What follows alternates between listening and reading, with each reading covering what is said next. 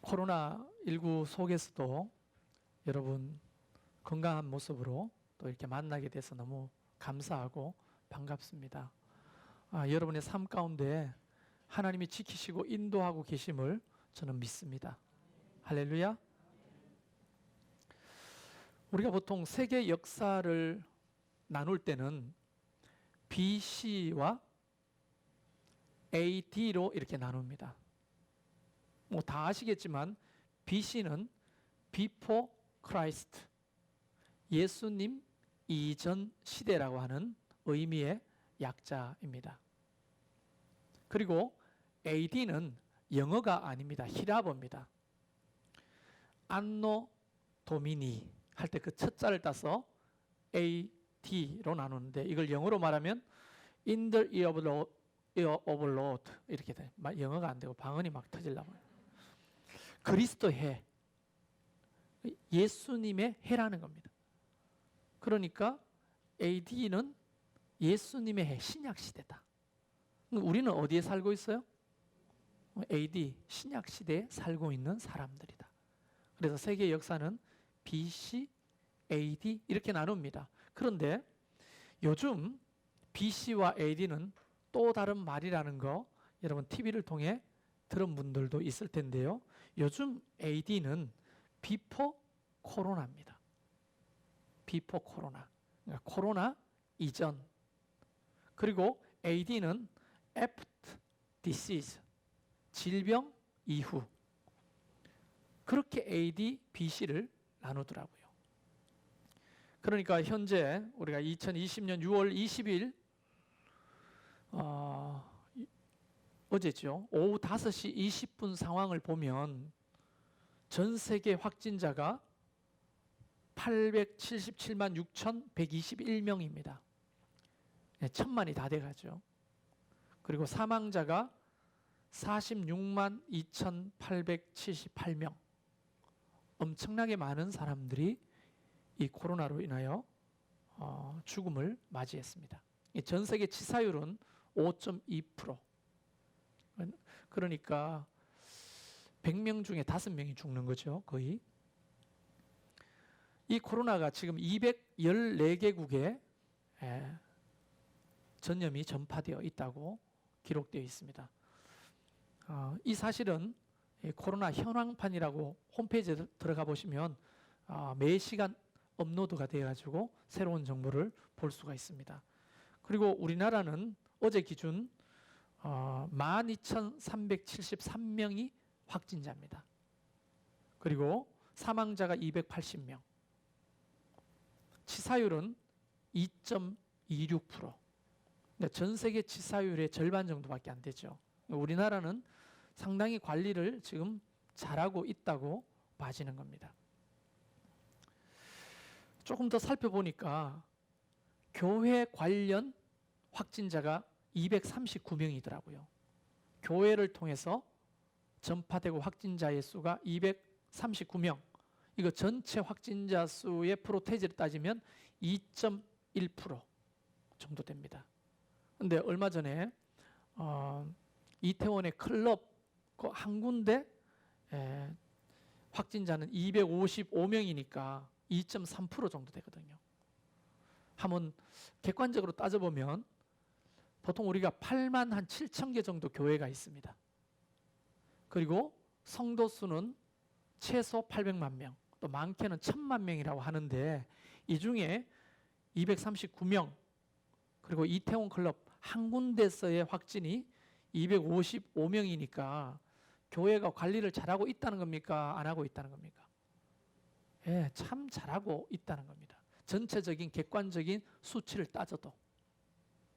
그런데 여러분 매번 느끼셨어요? 오전 10시만 되면 주일 아침에 행정당국에서 찌리릭 하고 문자가 옵니다. 다시 말하면 은근히 종교행위 하지 말라는 뭐 협박은 아니지만 권고사항으로 날아옵니다. 뭔가 아는 것 같아요. 한국교회가 11시에 예배드리다는 것을. 그래서 사실상 조금 불편합니다. 왜 하필 이 시간에 종교행위, 소그룹 모임 하지 말라는 그런 문자가 날아오는 걸까? 누가 보더라도 교회는 지금 한 4개월이 가까이 진행되는 이 팬데믹 속에서 방역을 너무나 잘하고 있어요. 그런데 뉴스는 굉장히 위험한 집단이라고 계속 보도를 하는 것이 너무 불편합니다, 사실은.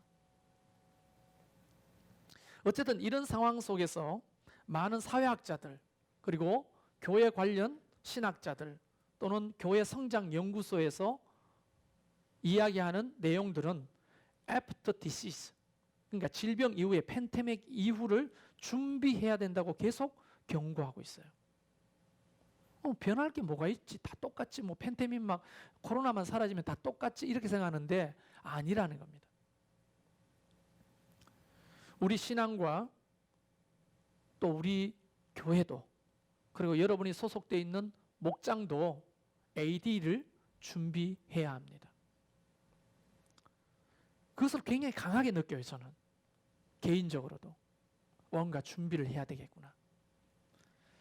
어영부영 하다가는 진짜 큰 코 다칠 수 있습니다. 지금 준비하지 않으면 영영 그 타이밍을 놓칠 수 있다는 생각을 하게 돼요. 그렇다면 이렇게 변화가 예상되는 시대 속에서 우리는 어떻게 변화해야 되는가? 이 굉장히 중요한 주제가 되겠죠? 그런데 저는 늘 강조했지만 새로운 변화가 중요한 게 아니에요. 영어로 말하면 리폼 하는 거 있잖아요. 리폼. 이게 개혁인데 쇄신, 개혁, 리폼. 이게 중요한 게 아니라는 거예요. 그럼 뭐가 중요합니까? AD 시대에 맞춰서 FT 시저에 맞춰서 정말 뭔가 새롭게 변화해야 되는데 어떻게 개혁할 것인가? 어떻게 쇄신할 것인가가 중요한 것이 아니라 우리에게 주어진 본질이 뭘까? 교회의 본질이 뭘까? 신앙의 본질이 뭘까를 생각하는 것이 더 중요하다는 거예요. 여러분 이거 분명히 아셔야 됩니다. 교회의 본질, 신앙의 본질은 어느 시대, 어느 상황 속에서나 최고의 전략이 되도록 하나님이 창조하시고 고안하신 방법이에요. 아멘이 없는 거 보니까 엄매야 희한하네. 아멘이 없어요? 생각해 보세요. 교회의 본질, 신앙의 본질은 어떤 시대, 어떤 상황 속에서도 최고의 효과를 드러내는 최고의 전략이에요. 하나님은 그렇게 창조하셨어요. 아멘이시죠? 우리가 코로나 시대를 살면서 신앙의 본질에서 얼마나 가까워 있는지, 또 본질에서 얼마나 멀어져 있는지를 진단해 봐야 합니다. 그러니까 기준을 잘 들여다봐야 된다는 기준. 우리가 보통 군대나 학교 때 해봤죠. 성령의 기준 이러면 기준 하면은 그 기준에 맞춰서 오와 열을 맞추잖아요. 근데 좀 버벅거리는 애들은 어때요? 기준을 안 봐. 지멋대로 움직여요. 그러다가 두들겨 맞는 거예요. 기준을 잘 들여다보는 게 중요하거든요. 그래서 우리의 기준이신 누구죠? 예수 그리스도. 우리의 기준은 아주 훌륭한 어떤 성자 또는 훌륭한 어떤 선생님, 아주 유명한 어떤 사람이 우리의 기준이 될 수가 없습니다. 우리의 기준은 오직 예수 그리스도, 그분이 우리의 기준인 거예요. 그래서 예수 그리스도를 잘 들여다보면 우리가 그분으로부터 본질에서부터 기준에서부터 멀어져 있는지 가까워 있는지 알 수 있고, 또 우리가 삐뚤어졌는지 또는 멀어졌는지 구부러졌는지 이거를 알 수 있는 거예요. 6월달 큰 주제가 헌신입니다. 중요한 헌신은 본질을 지키는 거거든요. 그래서 여러분 한번 따라 해보시면 어떨까 합니다. 한번 따라 해보세요. 헌신은 본질을 지키고 회복하는 것이다. 네. 에어컨 하나만 꺼주시겠어요? 조금 춥죠? 헌신은 본질을 지키고 회복하는 거예요. 그래서 오늘 누가복음 6장을 우리가 읽었는데요. 여기에 보면 예수님의 초기 사역을 설명하고 계십니다. 그 초기 사역에 굉장히 중요한 신앙의 또는 삶의 기준, 틀을 우리에게 제시해 주는 말씀을 우리가 금방 읽은 거예요. 우리가 이 말씀을 통해 자신의 신앙의 태도, 그리고 현재 여러분의 신앙의 상태, 또는 여러분이 소속되어 있는 목장의 영적인 상태, 그리고 우리 교회 전체의 영적인 상태를 조금 살펴보면 좋겠다는 겁니다. 그래서 목자들은 좀 두 가지 미션이 있고요. 일반 성도들은 한 가지 미션이 이 설교 들으면서 있는데 뭐냐면 점수를 매겨보시라고요. 자, 1점부터 10점까지 여러분이 이 설교를 듣고 매기는데 나는 이거 하나도 없다. 이게 1점이에요. 그러나 말씀 들어보니까 나는 완벽하다. 몇 점이에요? 10점이에요. 이것도 아니고 저도 아니다. 5점인 겁니다. 그래서 1점부터 10점까지 여러분 점수를 여러분에게 주는데 문항이 3개밖에 없어요. 몇 점 만점입니까? 30점 만점이에요. 계산하기도 쉽습니다. 그래서 목자들은 우리 목장의 상태도 점수를 한번 매겨보시라는 겁니다. 저는 우리 교회의 상태도 매겨보면서 설교를 해보려고 합니다. 준비되셨죠? 자, 3가지 부분에서 우선 보는데요. 옛날 조선시대에 버선틀이라는 게 있었어요. 혹시 연세 드신 분들은 옛날에 그 버선틀을 보신 적이 있습니까? 내가 지금 프린트를 해놓고 안 가져왔어요. 정신이 없어가지고. 이렇게 버선틀처럼 생긴 이 천이 집집마다 있었다는 거예요. 남자용, 여자용, 어린아이용. 그래서 버선을 만들 때는 그 버선틀을 천에 올리고 그것을 그려가지고 오려가지고 2개 붙여서 바느질을 했다는 거예요. 그래서 어머니가 시집간 딸한테 편지할 때 버선틀에다가 편지를 써가지고 보낸 것이 얼마 전에 발견됐죠. 왜 사람들이 버선틀에 편지를 썼을까요? 이제 시집간 딸이 버선틀이 있어야 시아버지 버선도 만들어드리고 시어머니 버선도 만들어드리고 하기 때문에 버선틀을 선물할 겸 편지했다는 거예요.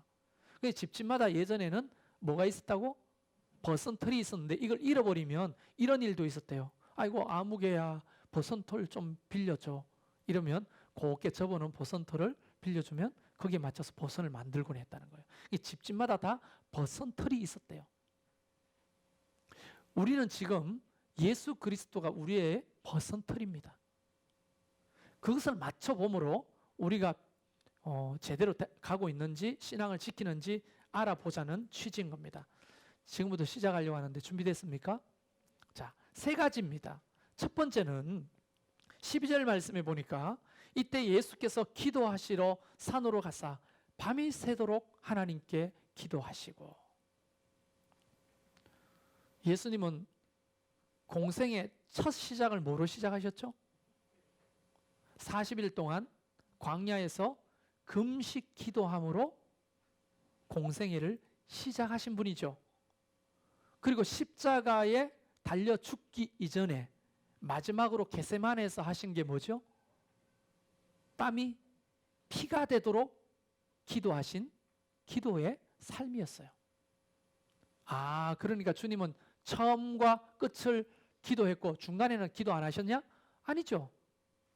사람들이 많이 다가오면 사람들을 피해서 어떨 때는 산으로 들러 나가셔서 밤이 새도록 기도하는 그 기도의 삶을 결코 단 한 번도 포기하신 적이 없는 분이 바로 예수 그리스도다. 그것이 우리의 첫 번째 버선틀이에요. 그러니까 이것을 굳이 이야기하면 아버지와 홀로 있는 삶을 살고 있는가라고 하는 것이 첫 번째 질문입니다. 이 거룩한 고독이라고 하는 것.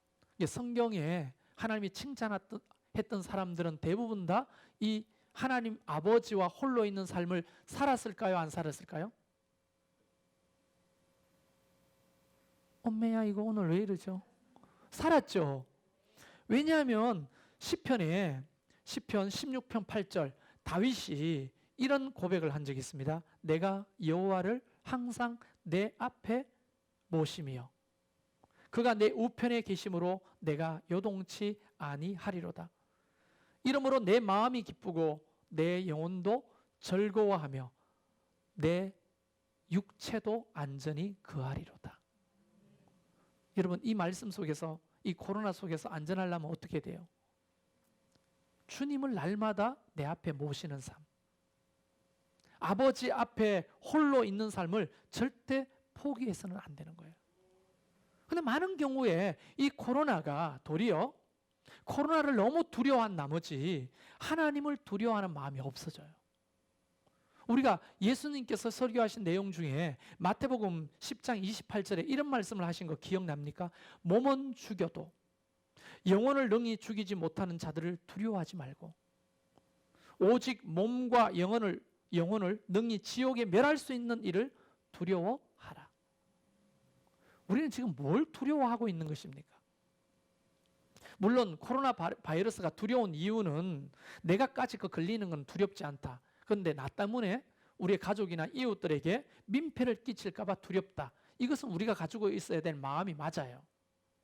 맞는데 실제로 우리는 진짜 뭘 두려워해야 하는지를 간혹 잊어버릴 때가 있다는 겁니다. 본래 심각한 질병을 가지고 있는 분들이 코로나에 걸리면 치명적인 결과를 초래하게 됩니다. 그러나 대부분 많은 사람들은 100명 중에 2명 정도 사망하지만 98명은 2주 만에 주로 건강하게 퇴원하고 나옵니다. 이게 우리나라 현재 상황이에요. 그런데 이 수치는 매년 우리가 주사를 맞고 있는 독감보다 치사율이 낮은 거라는 것을 우리가 잊어요, 자꾸. 이게 뭐라고 해야 되나? 이 사회 전체가, 세상 전체가 이 팬데믹이라고 하는 분위기에 휩싸여서 우리가 객관적인 눈을 자꾸 잃어버리는 거예요. 저는 그래서 뭐 무작정 우리가 마스크도 벗고 막 모이고 하자는 말이 결코 아닙니다. 교회는 공교회성을 가지고 있어요. 우리만의 교회가 아닙니다. 공적인 교회입니다. 그렇기 때문에 이 공교회성, 공공성을 가진 교회가 방역 태도에 참여하고 또 거기에 함께 이런 상황 속에서 하나님이 기뻐하시는 모습으로 태도를 취하는 건 옳다고 봐요. 그러나 기도의 삶, 예배의 삶, 중보의 삶을 포기하면서 그것까지 한다는 것은 잘못된 것이라는 거예요. 교회가 신앙인의 잘못된 태도라는 거예요. 그럼 한번 진단을 해보십시오. 우리가 영상으로 예배를 드려왔었고 또 지금도 영상으로 예배 드리는 사람들도 있지만 영상으로 예배를 드리면 예배가 잘 되던가요? 옷을 예배당에 오도록 입고 앉아가지고 집중해서 찬송하고 집중해서 기도하고 집중해서 말씀 듣고 진짜 이곳이 그곳이라는 입장에서 예배하기가 참 힘듭니다. 집중력이 떨어질 뿐 아니라 어떤 사람은 그냥 편안하게 앉아가지고 어떤 사람은 누워서 시청만 하는 그런 경우가 허다합니다. 여러분, 우리는 지금 내가 최광식 목사님한테 예배 전에 잠깐 물었는데 이 영상을 시청하는 사람이 9명에서 한 10명 정도 된다고 봐요. 그럼 여기 나온 분들과 10명 보태면 나머지는 도대체 어디 간 겁니까? 이미 우리는 많은 교회가 그걸 경험하고 있지만 신앙을 저버리는 사람이 너무 많고요. 그 다음에 또 자기가 있어야 될 그런 사명의 포지션을 떠나는 사람도 많아요. 이것은 우리 교회만의 특징이 아니라 이미 AD 시대의 특징으로 사람들이 염려하고 있는 거예요. 교회의 약 20%는 사명을 떠날 것이고 그 중에 20%는 교회를 떠날 것이라고 말합니다. 엄청난 손실이죠, 한국 교회가. 이게 우리 교회만의 특징이 결코 아니라는 거예요. 그래서 이럴수록 우리는 의지를 가지고 뭘 해야 되냐? 아버지 앞으로 나아가는 삶을 살아야 한다는 거예요. 그거 안 하면요, 마귀가 호시탐탐 삼킬차를 뭐처럼? 사자처럼 두루 다니면서 찾는다고 하는데 그런 사람을 그냥 내버려 두겠어요? 사자의 밥이죠. 마귀의 밥이 되고 마는 겁니다. 실제로 그런 사람이 허다합니다. 지금도 놀러 가가지고 핸드폰 하나 들고 예배하겠다고 하는데 이건 뭘 말하는 겁니까? 그냥 내가 예배 드렸다. 자기 안위를 위해서 한번 예배 드리는 거예요. 그것은 예배라고 할 수가 없죠. 그런 것까지 예배다라고 만약에 가르쳐라, 너무 보수적이다라고 한다면 저는 교회 그만 적고 싶어요. 내가 알고 있는 성경의 가치와 2000년의 교회의 역사 속의 가치는 그런 것을 의미하는 게 아니에요. 저는 여러분이 이럴수록 아버지 앞에 홀로 있는 삶을 살고 있는지를 들여다봐야 합니다. 자, 그러면 점수를 매겨보세요. 1점부터 10점까지. 여러분은 몇 점쯤 되십니까?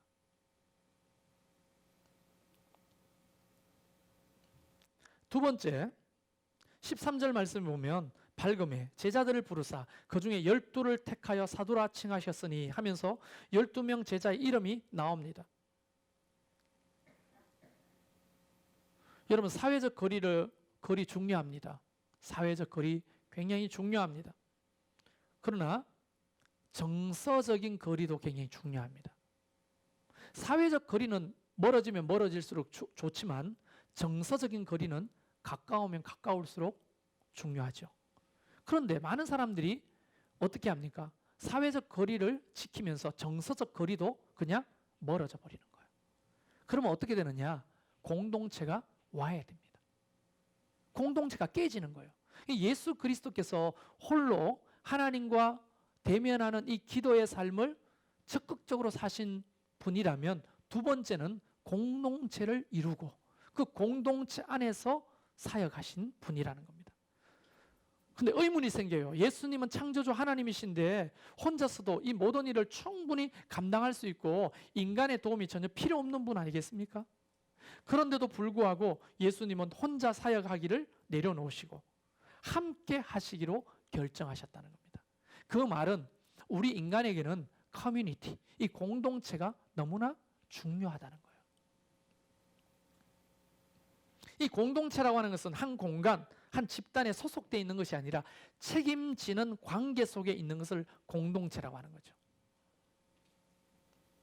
빌립보서 2장 4절에 각기 자기 일을 돌아볼 뿐더러 또한 각각 다른 사람들의 일을 돌보아 나의 기쁨을 충만하게 하라. 공동체는 다른 사람의 일을 돌보아 줄 줄 아는 책임이 있는 것이 공동체예요. 아, 우리는 그 교회 소속이다, 우리는 한 공동, 이게 아니에요. 소속됐다고 한 공동체가 되는 게 아닙니다.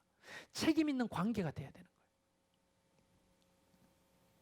갈라디아서 6장에 보면 2절 말씀에 너희가 짐을 서로 지라 그리하면 그리스도의 법을 성취하리라. 여기서 짐이라고 하는 것은 헬라어로 바로스라는 말을 씁니다. 이 바로스는 다른 사람의 약한 부분을 말하는 거예요. 약한 부분을 나눠지라는 거예요. 그러면 어떻게 된다고? 그리스도의 법이 성취된다는 거예요. 아니, 이거보다 더 본질적인 이야기가 어디 있어요?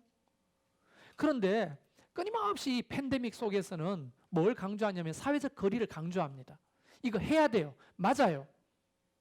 그러나 우리는 책임까지 회피해서는 안 되는 거예요.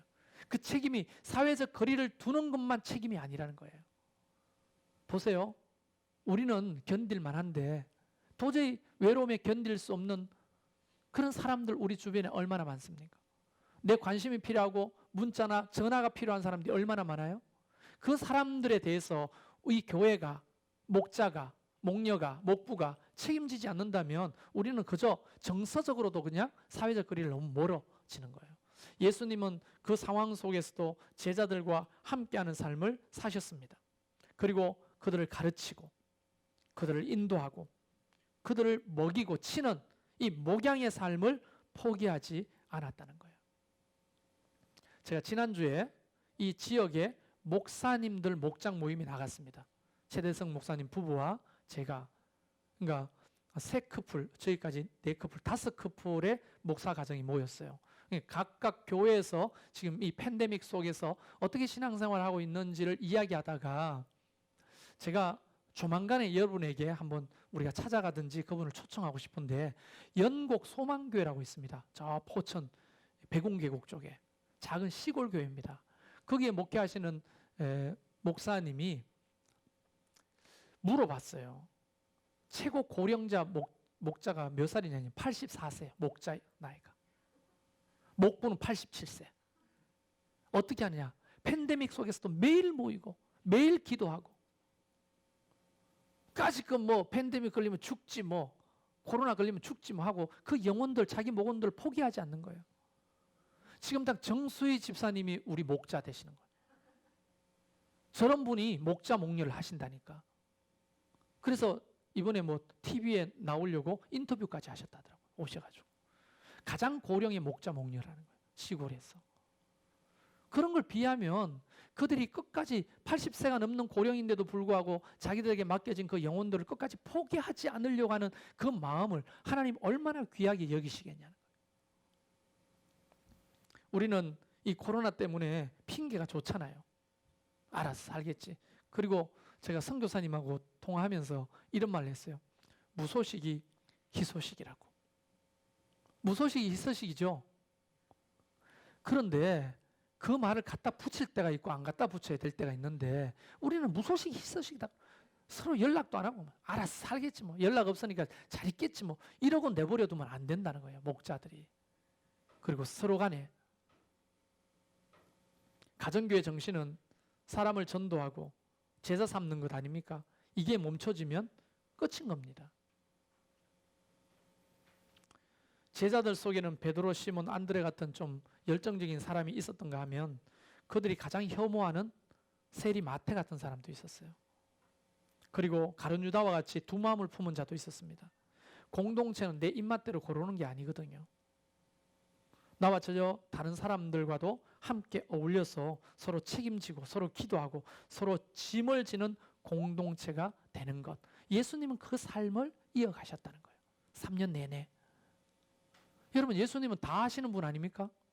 그런데 가룟 유다가 자기를 팔 것도 아시고 베드로가 자기를 배신할 것도 아는데도 그를 품고 가잖아요. 공동체를 굉장히 중요하게 생각하셨다는 겁니다. 이 코로나 속에 우리는 공동체를 포기하면 끝인 거예요. 교회는 공동체입니다. 목장은 공동체입니다. 가정은 공동체입니다. 여러분이 공동체 안에서 함께하는 그 삶, 그것이 얼마나 잘 되고 있는지 한번 체크해 보시겠어요? 1점부터 10점까지.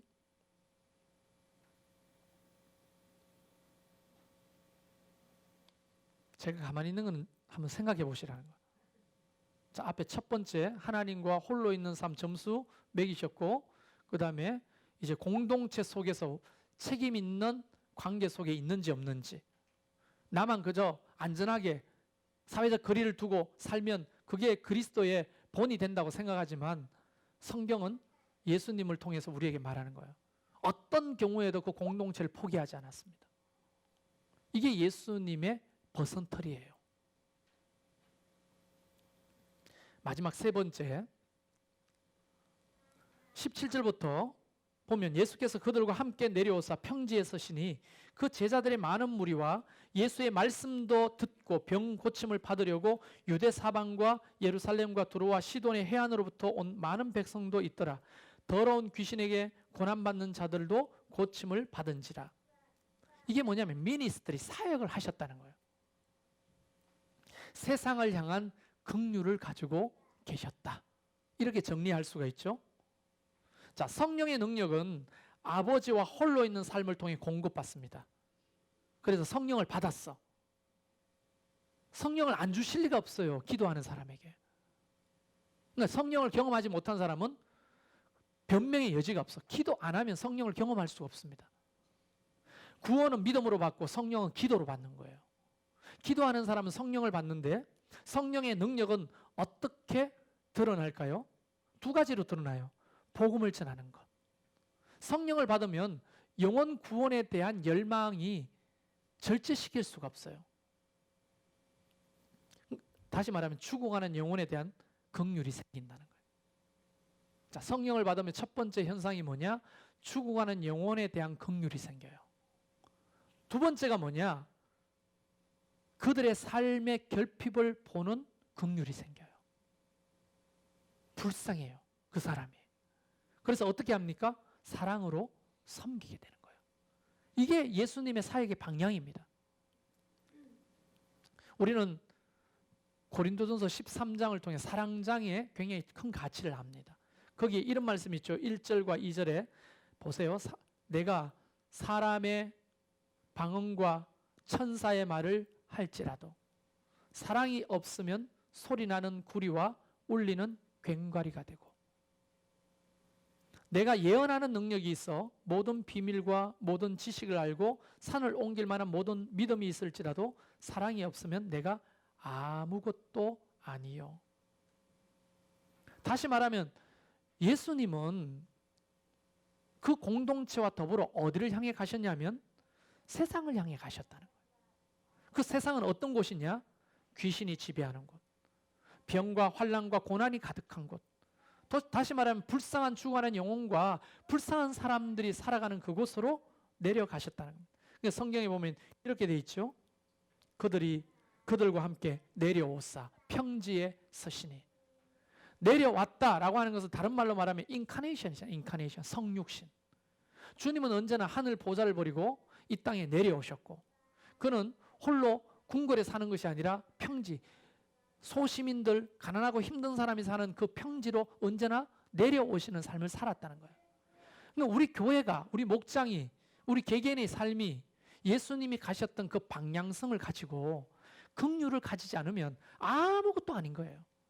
뭐 어떤 사람은 따따따따따따따따따 하면서 이런 알지도 못하는 안드로메다 방언을 하고, 또 어떤 사람은 귀신을 쫓아낸다 하고, 어떤 사람은 통변을 하고, 어떤 사람은 살살 꼬셔가지고 예언까지 해주지만 사실은 그 죽어가는 영혼에 대한 불쌍함, 긍휼이 없다면 그것은 깡통에 불과한 것이고 아무것도 아닌 거예요.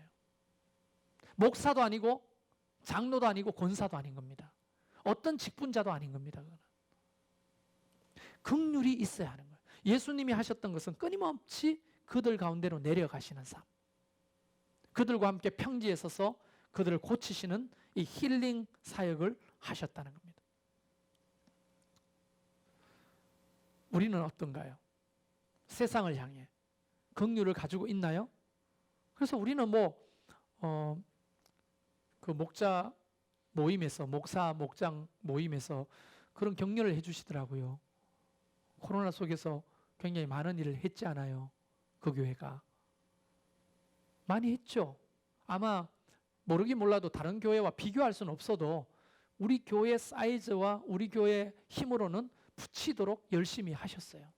내가 볼 때는 하나님이 참 칭찬하실 것 같아요. 그런데 사실은 그게 당연한 일이라는 거예요. 우리가 특별한 일을 한 게 아니라 교회라서 당연한 일을 한 것이에요. 그것으로 어떤 칭찬을 받고자 하고 박수 받고자 하면 벌써 변질된 거예요. 당연한 일이에요. 물론 서로 격려하면서 해야 되겠지만 성경에 말하는 긍휼 사역은 교회의 당연 사역이다 하는 겁니다. 어떻습니까? 우리는 이 코로나19 속에서 힘들고 어려운 이웃에 대해서 기도하고 계신가요? 여러분, 아까 기도자가 아주 모범적인 그런 기도를 해주셨는데 제가 연락을 했습니다. 했더니 아직은 무탈하고 살아있대요. 근데 그게 남의 나라에서 하루에 확진자가 이스라엘만 해도 500명, 600명 나온대요. 지금도. 우리는 40명, 50명도 예배 드리지 말자 막 이러잖아요. 근데 그것은 아직도 500명, 600명씩 확진자가 나와요. 그런데도 불구하고 동양인으로서 그곳에 인종차별을 받아가면서 어디 나가지도 못해.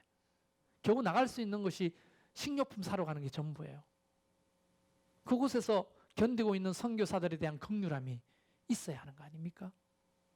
아르헨티나 가보신 분 알겠지만 그 벌판, 그 창고 같은 집에서 살고 계시는 거예요.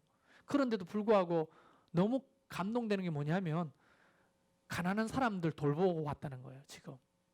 그럼에도 불구하고 그 교회는, 그 충성교회는 지금 충성스럽게 하는 거예요.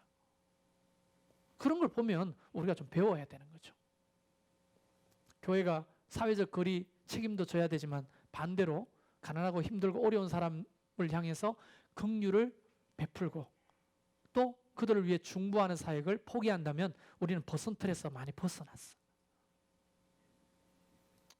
자, 이 부분을 점수를 한번 매겨 보십시오. 우리는 과연 세상의 긍휼함을 얼마나 가지고 있는지, 그 긍휼함을 어떻게 표현하고 있는지.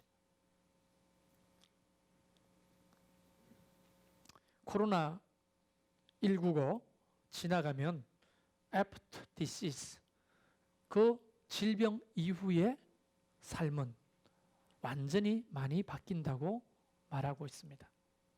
그럴수록 우리는 교회 본질에 더 다가서야 하는 겁니다. 그게 진정한 개혁이에요. 세 가지입니다. 첫 번째, 아버지와 홀로 있는 삶을 살아야 해요. 이것과 싸워야 합니다. 예배하는 삶, 기도하는 삶, 포기할 수 없는 가치인 거예요. 두 번째, 공동체를 돌보는 삶. 우리 목장에 주어진 영혼들, 그리고 우리 교인들 서로 중보하고 기도하고 안부를 전하고 묻고, 그런 거 굉장히 중요한 거예요. 그거 포기해서는 안 될 예수님의 퍼센트입니다. 세 번째, 세상의 긍휼을 가지는 것. 복음을 전할 뿐 아니라 그들이 필요를 채워주는 것, 그들에게 다가가서 위로해 주는 것, 격려해 주는 것, 그런 것들이 없다면 우리는 본질에서 벗어난 거고 AD 시대의 경쟁력을 상실한 목장이 되는 거고, 경쟁력을 상실한 그리스도인이 되는 거고, 경쟁력을 상실한 교회가 되는 거예요. 자, 여러분의 개인의 점수는 어느 정도입니까? 세 개 보태보세요. 점수를 15점 이하면 아주 위험한 상태입니다. 마귀의 밥이 될 가능성이 높습니다. 15점에서 20점 사이는 좀 더 정진해야 합니다. 그리고 20점에서 30점이면 건강한 상태라 볼 수 있습니다. 한 사람 한 사람 몇 점이냐고 묻고 싶은데 그러진 않겠습니다. 스스로. 목자들은, 우리 목장은 몇 점일까? 한번 생각해 보세요. 지금 이 팬데믹 시대에. 그리고 우리 교회는 몇 점일까? 제가 진단하고 생각해 본 바가 있습니다. 우리는, 내가 계산해 보니까 한 18점 정도, 우리 교회가. 이거는 지극히 주관적이기 때문에 옳은 건 아니지만 수치로 정확하게 말할 수 없는, 조금 더 정진해야 될 그런 상태다라고 봅니다. 우리 모두가 이 예수님의 기준, 이 퍼센트를 잘 기억하시고 AD 시대에 우리가 경쟁력 있는 교회가, 또 경쟁력 있는 그리스도인이 되려면 이 세 가지를 끊임없이 기억하고 맞춰가는 저와 여러분이 되기를 주의 이름으로 축원합니다. 할렐루야. 우리 이 시간 같이 이 말씀 붙들고 기도와 찬양을 주님 앞에 올려드립시다.